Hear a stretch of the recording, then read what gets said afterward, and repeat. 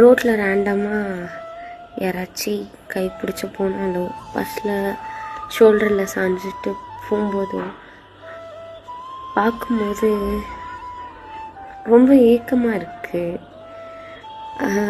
முன்னாடி நம்ம இப்படி தானே இருந்தோம், இப்போ எல்லாமே மாறிடுச்சுல்ல.